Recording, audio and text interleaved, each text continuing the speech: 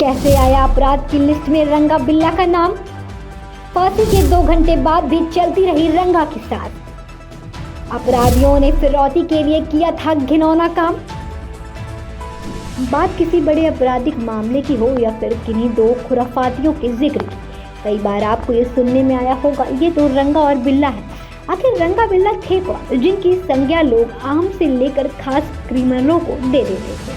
वो रंगा बिल्ला जिनकी वजह से मंत्री अटल बिहारी वाजपेयी को लोगों ने पत्थर मारकर लहूलुहान कर दिया था। दरअसल कुलजीत सिंह उर्फ रंगा 1975 में एक ट्रक ड्राइवर था। ट्रक से उब गया तो मुंबई में टैक्सी चलाने लगा। उसने श्याम सिंह नाम के आदमी से कुछ अलग करने की बात कही तो श्याम ने उसे बिल्ला से मिलवाया। आपको बता दें, श्याम ने बताया कि बिल्ला विदेश नागरिकों की हत्या कर चुका है, बहुत पैसा कमाता है। रंगा ने कहा मिलवाओ, जिसके बाद श्याम ने उसकी मुलाकात बिल्ला से कराई। यहाँ से शुरू होती है रंगा बिल्ला की जोड़ी की कहानी। शुरुआत में रंगा और बिल्ला मुंबई में कार चुराया करते थे, उसे बेचते थे। इसके बाद बच्चों की किडनैपिंग करके फिरौती लेके उन्हें छोड़ देते थे। इन सब में बिल्ला एक बार पकड़ा गया। पुलिस ने पकड़ा और ठाणे की जेल में डाल दिया, लेकिन कुछ दिन बाद भी बिल्ला जेल से भाग निकला। इसके बाद वह मुंबई छोड़कर दिल्ली और उसके आसपास के हिस्सों में अपराध करने लगा। 1978 में जून में रंगा बिल्ला ने अशोक शर्मा की कार अशोक होटल के सामने से चोरी कर ली। इसी गाड़ी के जरिए उन दोनों ने सबसे बड़े अपराध को अंजाम दिया।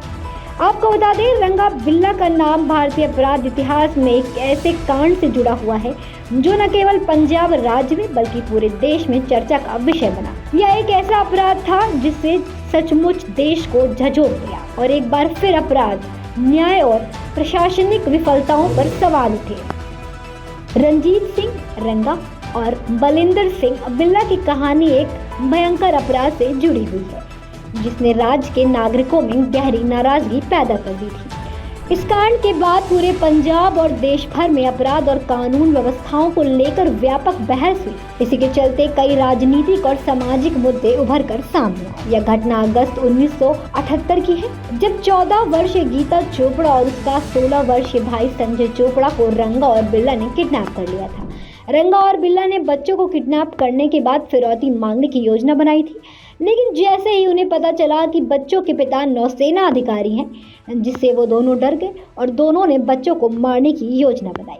आपको बता दें, कार में ही दोनों बच्चों को बेरहमी से पीटा गया, जिसके बाद दोनों बच्चे लहूलुहाल हो गए। पर संजय ने होशियारी दिखाई और जब भीड़ वाले रास्ते से कार गुजर रही थी तो संजय ने जोर से चिल्लाना शुरू कर दिया और गीता रंगा के बाल नोचने लगी।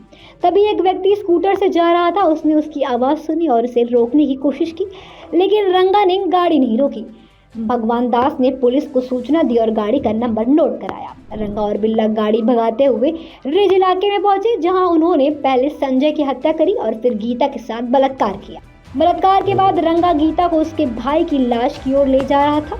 तभी बिल्ला ने गीता की गर्दन पर तलवार से वार कर दिया, जिससे गीता की मौत हो गई और लाश को सड़क किनारे फेंक दिया और दोनों भाग निकले। इनका अपराध यही नहीं थमा। 1979 में भारतीय जनता पार्टी की सरकार सत्ता में थी और मोरारजी देसाई प्रधानमंत्री थे। उस समय अटल बिहारी वाजपेयी विदेश मंत्री थे।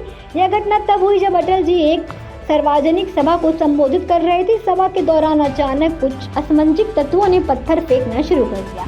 पत्थरबाजी में अटल जी को चोट भी लगी थी, लेकिन उन्होंने संयम बनाए रखा। अटल जी ने इस घटना को शांति और धैर्य के साथ संभाला। उन्होंने सभा को समाप्त किए बिना अपना भाषण नहीं रोका। उन्होंने भाषण जारी रखा, जिससे जनता में उनकी छवि और मजबूत हो गई। रंगा और बिल्ला का नाम इस कांड के कारण प्रसिद्ध हुआ, क्योंकि ये सिर्फ एक हत्या नहीं थी बल्कि एक बाबरता असंवेदनशीलता की मिसाल बन गई थी। यह अपराध इतना घिनौना था कि पूरे पंजाब और देश में से लेकर गुस्सा फूट गया। इस घटना ने न केवल पंजाब की पुलिस और प्रशासन की कार्य प्रणाली पर सवाल उठाए बल्कि राज्य की कानून व्यवस्था की भी पोल खोल दी। लेकिन अगर किसी का अपराध चरम सीमा पर हो तो जरूर उसका पर्दाफाश होता है। ऐसा ही कुछ रंगा और बिल्ला के साथ हुआ। दोनों को गिरफ्तार कर लिया गया और फांसी की सजा सुनाई गई। आपको बता दें, फांसी के 2 घंटे बाद जब डॉक्टर ने चेक किया तो बिल्ला मर चुका था, लेकिन रंगा की नाड़ी चल रही थी क्योंकि उसने फांसी के वक्त सांस रोक ली थी। एक कर्मचारी फांसी के तख्त से नीचे उतरा और उसने रंगा के पैर खींचे। बिल्ला और रंगा के घर वालों ने अंतिम संस्कार के लिए लाश लेने से मना कर दिया। जेल प्रशासन ने अपनी तरफ से उनका अंतिम संस्कार किया। तो ये थी दो अपराधियों की कहानी जिन्होंने इंसानियत को शर्मसार किया। फिर मिलेंगे ऐसे ही एक और कहानी के साथ, तो देखते रहिए दस्तक न्यूज़ 24।